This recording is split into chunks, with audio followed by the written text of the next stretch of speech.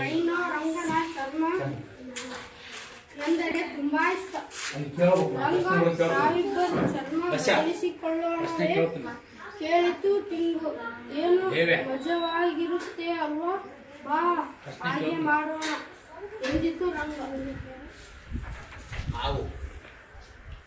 ಟಿಂಗು ತನ್ನ ತುಪ್ಪುಗಳಾದ ಚರ್ಮವನ್ನು ರಂಗನಿಗೆ ಕೊಟ್ಟಿತು. ರಂಗನ ಹೊರಟಾದ ಬೂದು ಬಣ್ಣದ ಚರ್ಮವನ್ನು ಟಿಂಗುಗೆ ಕೊಟ್ಟಿತು. ಅರೆ ರೈನೋ ರಂಗ, ಈ ಹೊಸ ಚರ್ಮ ನನಗೆ ನಿಜವಾಗಿಯೂ ಇಷ್ಟವಾಯಿತು. ಇಲ್ಲ ಇಲ್ಲ, ನಾನೀಗ ರಂಗ ರೈಗನ್ ಮತ್ತು ನಿನಗ ಹುಲಿ ಅಲ್ಲವೇ ಅಲ್ಲ, ಹೌದಲ್ವಾ? ನಾನು ಈಗ ಟೈನೋ ಎಂದಿತು ಟಿಂಗು.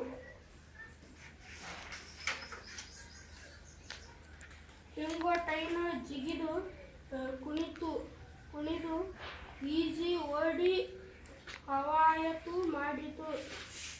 ಪದೇ ಪದೇ ತನ್ನ ಹೊಸ ಚರ್ಮ ನೋಡಿಕೊಳ್ಳುತ್ತಾ ಖುಷಿ ಪಡುತ್ತಿತ್ತು. ಸ್ವಲ್ಪ ಹೊತ್ತಿನ ನಂತರ ಇದೇನು ಚರ್ಮದಲ್ಲಿ ನವೆ ಕರೆದು ಬೇಸರವಾಯಿತು. ನನ್ನ ಹಳೆಯ ಚರ್ಮವೇ ಮೆತ್ತಗೆ ಆರಾಮವಾಗಿತ್ತು ಎಂದುಕೊಂಡಿತು ಟಿಂಗು. ಓ, ಇಲ್ಲಿದೆಯಾ ರಂಗ ರೈಗರ್ ಎಂದು ಟಿಂಗು ಕರೆಯಿತು. ಇಲ್ಲ ಇಲ್ಲ, ಈಗ ನಾನು ರೈಗರ್ ಅಲ್ಲ ಕಣಪ್ಪ, ನಾನು ಕರಡಿ. ಬಬ್ಲು ಜೊತೆ ನೀನು ಚರ್ಮ ಬದಲಿಸಿಕೊಂಡೆ. ನಾನೀಗ ರಂಗ ರೇರ್, ಗೊತ್ತಾ?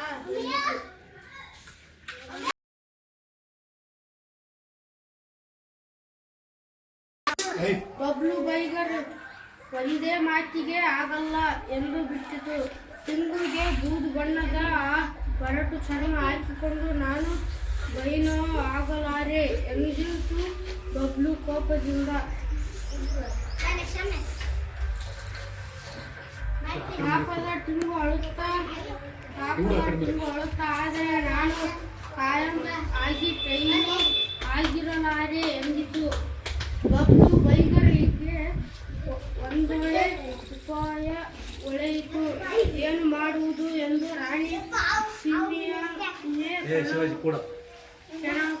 ಕೇಳೋಣ.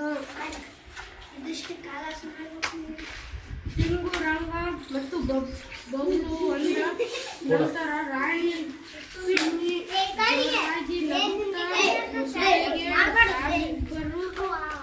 ನಾವಿಬ್ಬರು